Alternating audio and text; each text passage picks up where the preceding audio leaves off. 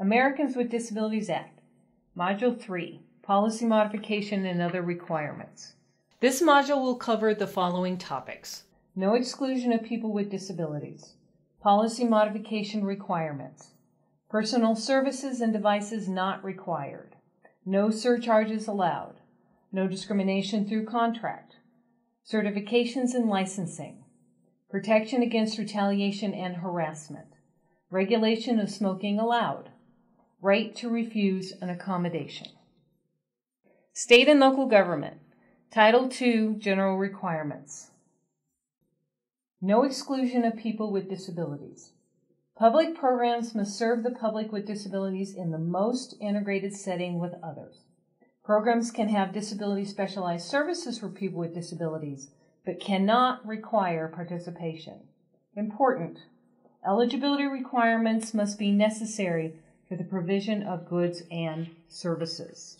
Programs, services, and activities must be provided to people with disabilities in the most integrated setting to the maximum extent feasible. The integration mandate of the ADA provides that segregation and isolation are forms of discrimination and should be avoided in order to achieve equal opportunity. Therefore, individuals with disabilities must be integrated to the maximum extent possible in all programs. A note about disability specialized programs. A state or local government may have programs that just serve people with disabilities. However, they cannot be required to participate in a separate program or accept separate benefits in lieu of participating in the regular program. Therefore, people with disabilities cannot be excluded from regular programs if they choose to participate in them, and they must be provided access barring an undue administrative and financial burden. Separate equal programs without benefit of integration are permitted only when absolutely necessary to ensure equal opportunity. Keep in mind that the eligibility criteria for a service or program must be legitimate for participation in that program or service. Eligibility criteria that tends to screen out individuals with disabilities may not be used unless, again, it is truly necessary for the provision of the services and activities. Policy modification.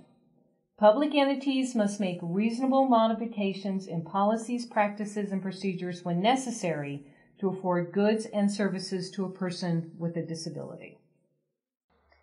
Any barriers to opportunity to participate must be removed to the maximum extent possible. A participation barrier may be created for persons or a particular person with a disability because of a steadfast rule or policy.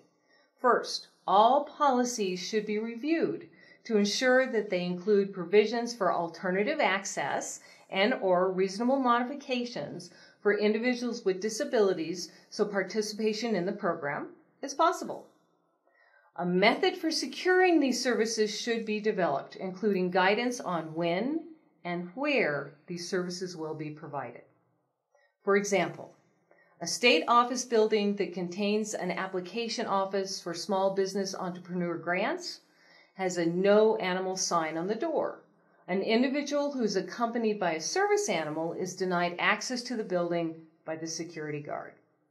The no animal policy must be modified to permit access to a person accompanied by an ADA-defined service animal. Another example is the city library routinely asks for a state driver's license as proof of identity when checking out a book. An alternative form of identification, such as a state-issued identification card, must be accepted from individuals with disabilities who are not qualified to get a driver's license, such as an individual who has a visual disability.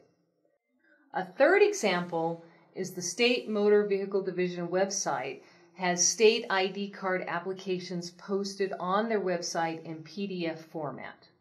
This document can be downloaded and filled out electronically so the customer can complete the form, print it, and take it into the MVD office. If this PDF form is incompatible with screen reading software that a customer who is blind needs to use in order to read and fill out the form, then MVD must post a telephone number and/or an email address so that this individual can request and receive this form in an accessible format. This customer can then complete the form and take it into the MVD office. Note, it is best practice that web pages and web-based forms are accessible so that there's no need for special requests. Vitally important, when an individual has to request some sort of particular access, there should be an established, well-publicized procedure that will ensure a quick response to the requester. Fundamental alteration.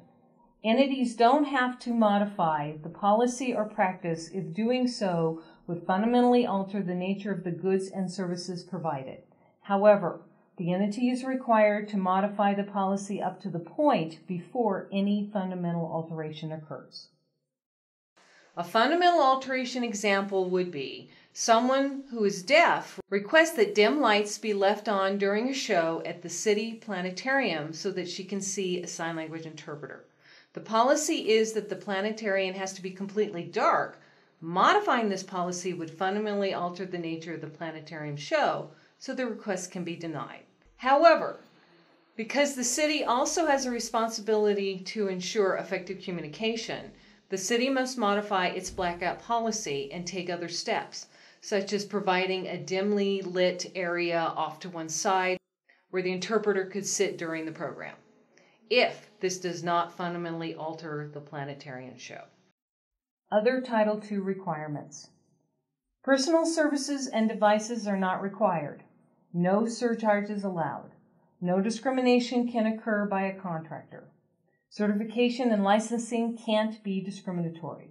Protection against retaliation and harassment. Regulation of smoking allowed. Right to refuse an accommodation.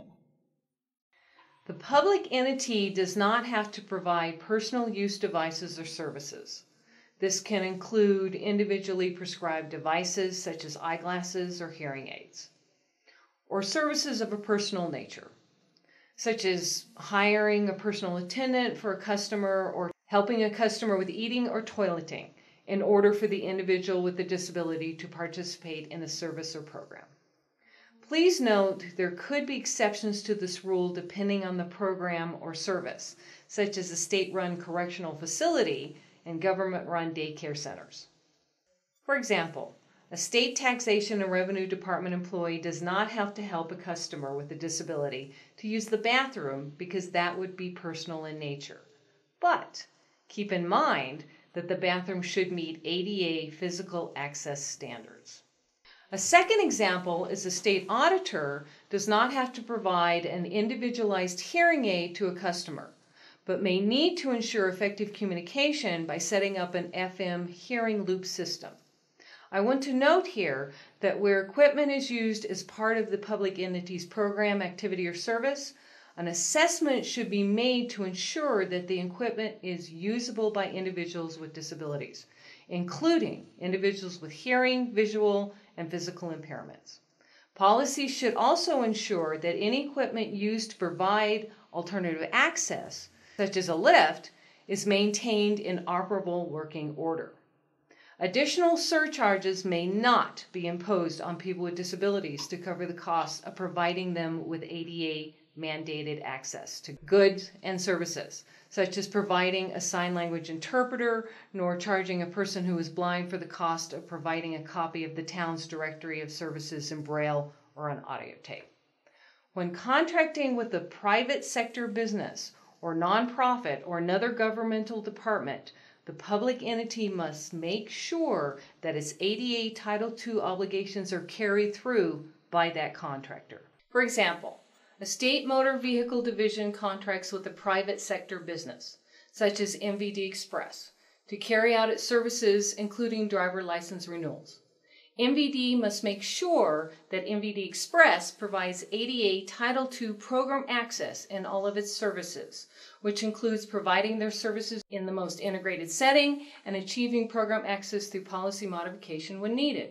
effective communication such as providing sign language interpreters, and assuring architectural access. Public entities must not discriminate against qualified individuals with disabilities in licensing, certification, or regulatory activities.